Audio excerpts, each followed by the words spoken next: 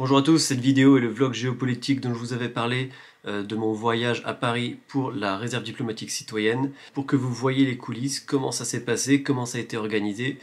J'ai pas pu tout filmer, mais bon, vous verrez par vous-même ce que ça a donné. J'espère que vous apprécierez. Salut et à bientôt. Et abonnez-vous.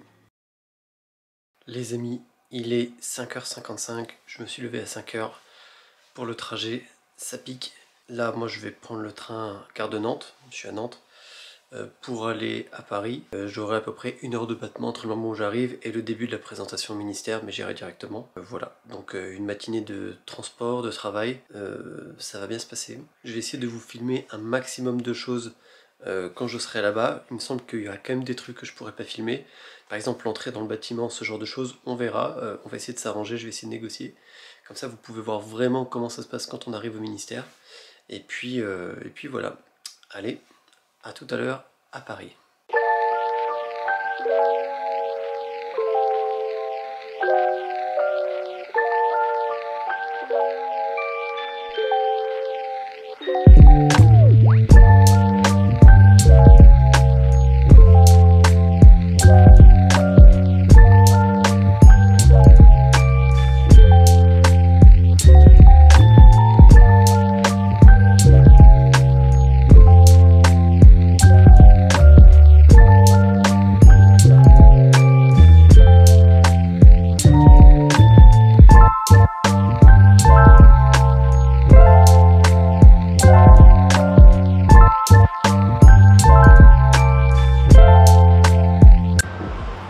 S'il me regarde derrière.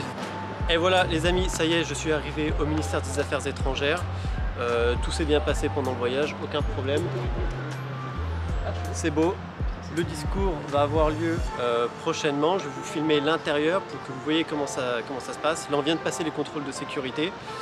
On a le droit de marcher un petit peu partout, sauf sur le tapis rouge, évidemment. Voilà, donc vous allez voir exactement comment ça se passe pour entrer à l'intérieur. Et une fois l'intérieur commencé, je découvre avec vous. Allez, c'est parti.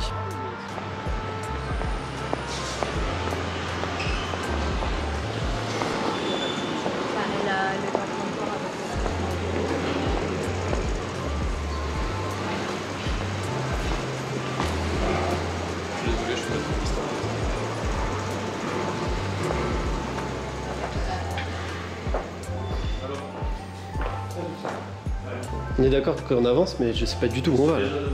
Non, on y va. Bonjour. Vous avez un vestiaire ici si vous souhaitez. Ah super, merci. Le vestiaire. L'objectif est d'enchaîner le barreau sur le dos.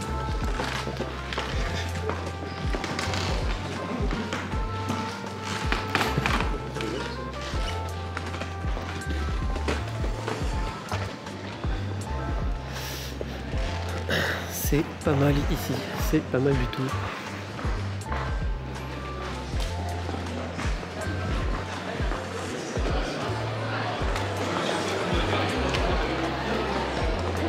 Bonjour, merci.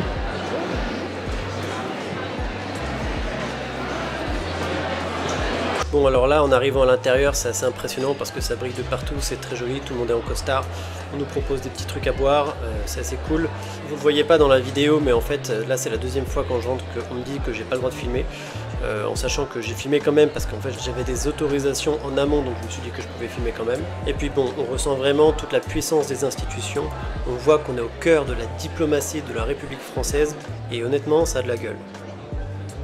Ensuite, on nous a dirigés dans la salle où il y aurait le discours, donc il y avait vraiment beaucoup de chaises préparées, il me semble qu'il y en avait environ 300.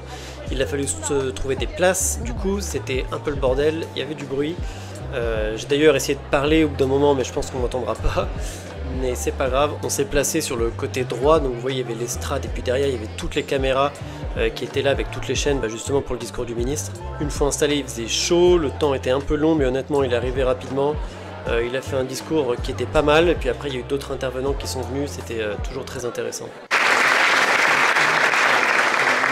Mesdames et messieurs les parlementaires, mesdames et messieurs les ambassadrices et les ambassadeurs, madame la secrétaire générale, mesdames et messieurs les directrices, les directeurs, mesdames et messieurs, la force de la cité ne réside ni dans ses remparts, ni dans ses vaisseaux, mais dans le caractère de ses citoyens.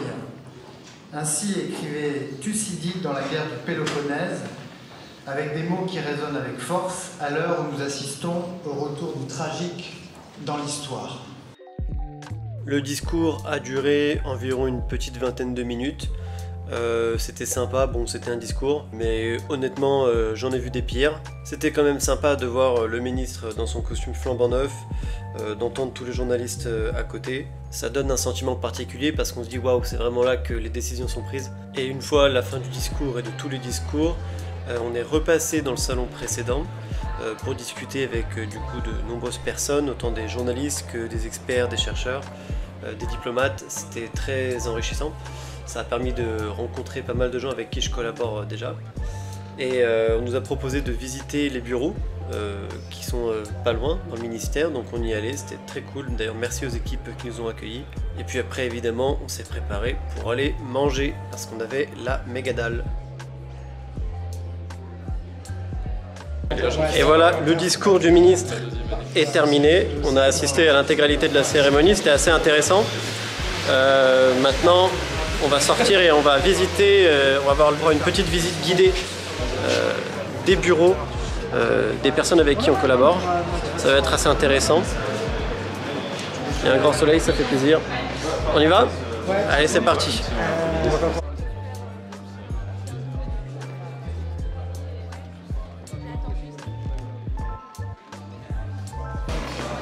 Le seul moment d'être autorisé à s'asseoir là. Alors petit disclaimer, j'essaie de vous filmer l'intérieur des bureaux, mais on m'a dit mec ne fais pas ça parce que pour des raisons de sécurité évidentes, donc je ne pourrais pas vous montrer à quoi ça ressemblait, mais bon après c'est des bureaux, hein, je pense que ça vous intéresse pas forcément.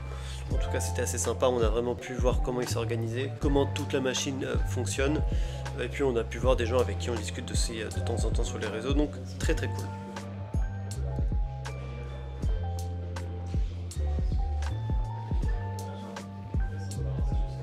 Les amis, tout s'est très bien passé, on a fait le discours, on a fait la cérémonie, le petit-déj, tout, c'était super. Là après on allait manger, on s'est fait un petit resto italien avec les amis, c'était très sympa. Maintenant moi il faut que je retourne au ministère parce que j'ai un entretien cet après-midi avec plusieurs experts, notamment de la zone Asie, je peux pas tellement en dire plus. Mais du coup on va s'entretenir là-dessus, ça va être vraiment très intéressant.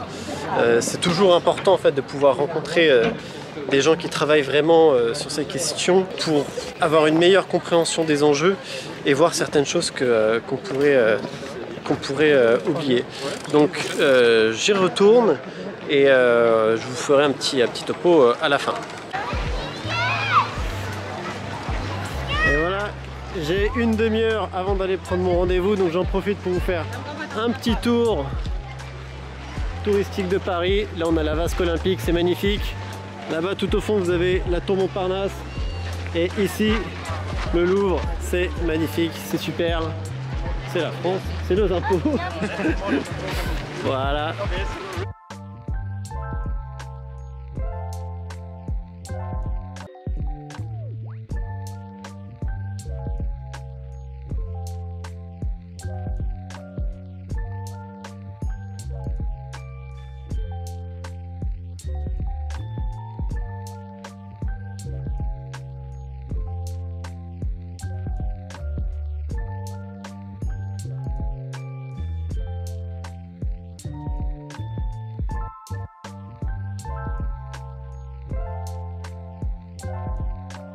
Les amis, je reviens au ministère pour mon rendez-vous sur la zone Asie, ça va être très intéressant. Je vais demander si je peux filmer, c'est pas sûr. À mon avis non, et au mieux je pense que je pourrais filmer mais sans qu'il y ait le son. Mais bon, comme d'habitude je vais essayer de négocier pour que vous puissiez voir un peu à quoi ça ressemble. Pareil pour l'entrée dans le ministère et tout ça, je vais essayer de faire en sorte que vous puissiez voir. Je vais négocier, on va voir ce que ça donne. En tout cas c'était très cool, là j'ai fait tout un tour de la ville avec Aurélien Duchesne. On a bien discuté notamment des menaces et de la lutte informationnelle.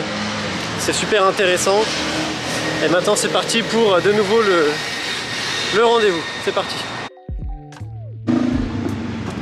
Les amis, j'ai négocié pour filmer à l'intérieur. Interdit. pour des raisons quand même assez évidentes. Mais par contre un entretien de 2 heures sur les questions asiatiques, c'était passionnant et c'était très important pour moi d'avoir cet entretien, tout simplement parce que je vous annonce que je pars vivre quelques mois à Taïwan, évidemment pour des raisons géopolitiques, et je vais travailler sur la question taïwanaise, et c'est important de pouvoir être en relation à la fois avec les autorités françaises, le ministère, mais également être en contact avec du monde sur place là-bas pour faire un réseau, pour pouvoir interroger des experts sur place. Et justement j'aimerais beaucoup vous faire des vidéos sur place là-bas avec des experts en fait qui peuvent parler de la défense de leur pays, les enjeux, la relation avec la Chine, la relation avec les États-Unis, s'il y avait un combat, une confrontation, quel visage ça aurait exactement, comment ça se déroulerait, est-ce que ce serait un blocus, est-ce que ce serait une vraie invasion terrestre, est-ce que ça va arriver cette année, 2027, 2030, donc voilà, beaucoup de questions. Là je suis en train de partir directement direction Gare Montparnasse pour récupérer mon train, une journée vraiment très dense, très intéressante. Ne vous inquiétez pas, il y aura donc 2 vidéos, une vidéo sérieuse et puis le vlog géopolitique que je vais faire à chaque fois maintenant. Pensez bien qu'une fois que je serai à Taïwan, il va y avoir un certain nombre de vidéos qui vont être faites, donc il y en a qui seront très sérieuses, il y aura toujours des analyses, des réactions, et puis je vais démocratiser un peu les vlogs, vlog géopolitique comme j'ai déjà fait, et puis peut-être même vlog pareil, enfin vlog tout court, tout simplement pour vous montrer en fait à quoi ressemble la société taïwanaise, pour montrer à quoi ressemble, comment vivent les gens, les différences qu'il peut y avoir entre taïwanais et chinois. Donc voilà, en tout cas il y a beaucoup de contenu qui arrive. Je prépare ça depuis à peu près 6 mois. Ça va être vraiment intéressant pour moi en tant que chercheur sur ces questions de relations internationales et de défense. Et puis ça va être l'occasion d'explorer également les liens des relations entre la France et Taïwan. Donc voilà, là je repars à mon train. Je vous dis à bientôt quand je suis arrivé. Allez, salut. Les amis, retour à la base après cette journée de dingue. J'ai pas filmé le retour parce que j'étais complètement cramé. J'ai dormi 2 heures dans la journée, j'ai essayé de dormir dans le train, je n'y arrivais pas, c'était une catastrophe. Ça s'est très bien passé, c'était vraiment super intéressant. Ce concept de réserve citoyenne, réserve diplomatique citoyenne, je pense que ça peut intéresser certains d'entre vous. Renseignez-vous dessus, voyez si vous pouvez vous inscrire. J'arrive même plus à parler tellement je suis claqué. Je pense que c'est l'occasion dans les crises, dans les événements comme ça, de pouvoir apporter sa pierre et de pouvoir tout simplement participer aux grands événements. Par exemple, ils ont donné l'exemple des frappes qu'il y a eu en Iran, la guerre entre Israël, États-Unis et Iran ces dernières semaines. Et il y a eu, ils ont dit, près de 12 000 appels qui ont été passés auprès de l'ambassade française en Iran. Et il y a environ 1000 Français sur place. Et pour gérer tous ces appels, alors ça a été un succès, ils ont réussi, mais justement pour gérer tous ces appels, c'est là que ça serait intéressant d'avoir des personnes de la réserve qui peuvent aider, qui peuvent apporter leur pierre à l'édifice, et c'est tout le but de cette réserve diplomatique citoyenne. Et puis c'est aussi l'idée de se dire que en fait, la politique étrangère n'appartient pas que aux ambassadeurs et aux diplomates, mais en réalité ça appartient à tous les Français. Quand vous allez sur la plage à Marbella, quelque part vous êtes l'ambassadeur un peu de la France à votre échelle, c'est-à-dire que si vous faites n'importe quoi, évidemment c'est toute la France et tous les Français qui passent pour des débiles, mais d'un autre côté, dans des événements internationaux, dans des événements universitaires, même dans des rencontres en entreprise, si vous vous comportez bien et si vous servez les intérêts de la France, en fait quelque part vous faites la politique étrangère de la France vous-même. Donc je pense que c'est vraiment intéressant.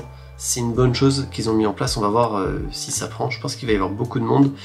Moi mon point de vue honnête dessus, c'est que j'ai l'impression que c'est encore assez fermé, c'est-à-dire que c'est beaucoup sur des anciens diplomates, des experts dans certains domaines, ou alors des jeunes qui vont faire l'académie diplomatique d'été. Et ça me semble un peu fermé, et je pense que ce serait bien qu'ils agrandissent un peu le champ. Je sais pas exactement comment ils pourront le faire, je pense qu'ils en sont encore vraiment au début, ils sont toujours encore en train de construire le truc, ça va se faire petit à petit, il faut voir sur le temps long, je pense d'ici 5-10 ans comment ça peut évoluer, en tout cas c'est intéressant. Et ça c'était la première partie de journée, le repas le midi on s'est bien marré avec Aurélien et les amis, et puis l'après-midi du coup, où là je me suis rendu de nouveau au ministère pour discuter avec un expert de Taïwan et de la Chine. Alors là, je suis désolé de ne pas avoir pu filmer, mais je savais que ça allait être un peu compliqué. Mais au moins je l'ai tenté, je vous jure que je l'ai tenté. J'ai demandé à plusieurs reprises, c'est sûr que je peux pas filmer, etc. Mais c'était vraiment pas possible, même si ça filmait que moi dans une salle avec un mur blanc derrière, c'était pas possible. C'est pas grave. En tout cas, c'était super intéressant. Et c'était d'ailleurs très rassurant parce que quand on lit Twitter ou des trucs comme ça, parfois il y en a qui vont faire douter sur les capacités de nos experts dans les ministères, et là honnêtement on a passé 2 heures à parler de Taïwan, d'Asie, États-Unis, etc. C'était absolument fascinant, et puis du coup l'occasion de vous faire cette grande annonce que je pars vivre à Taïwan cette semaine. Il y a un peu de stress, c'est quand même une nouvelle vie qui commence, mais ça va être marrant. On va découvrir ça ensemble, parce que du coup je vais quand même vous filmer une sacrée partie du voyage, notamment par les personnes que je vais rencontrer, les lieux où je vais aller, et puis je pense que je vais faire des vlogs comme un influenceur normal. Je sais pas, je vais aller goûter des trucs chelous au marché, je vais aller visiter, je vais faire des randos, enfin je sais pas, on verra. On verra si ça vous intéresse, vous me direz. Le délire c'est de pouvoir parler de géopolitique, mais aussi de pouvoir se détendre de temps en temps et juste se marrer, et j'ai envie qu'en fait vous puissiez voir aussi la culture taïwanaise, comment vivent les gens, comment ils se sentent. Mon objectif à moi c'est avant tout un voyage d'études, ça va être de pouvoir travailler un maximum et développer une expertise dessus, parce que je pense que c'est un sujet qui va vite venir sur le devant de la scène, Chine-Taïwan, et j'ai envie de bien saisir les enjeux. Donc voilà, c'est la fin de ce deuxième vlog géopolitique, j'espère que vous avez aimé. J'ai pas pu tout filmer tout le temps, parce que je vais pas vous mentir, je suis encore pas très habitué au fait de promener la caméra dans la rue au milieu des gens et de parler. Les gens me regardent bizarrement, je passe pour un con, mais c'est un peu marrant, mais il me faut encore, je pense, quelques temps pour m'habituer. En tout cas, c'était assez cool pour moi de le faire. Je suis content d'avoir pu vous montrer les coulisses de cet événement. N'oubliez pas de vous abonner, n'oubliez pas de partager, liker, commenter pour le référencement. Plus il y a d'abonnés, plus je poste de vidéos. C'est mon objectif. En tout cas, merci à vous de me suivre. Et puis à bientôt, du coup, la prochaine vidéo sera à Taïwan. C'est parti. Allez, salut.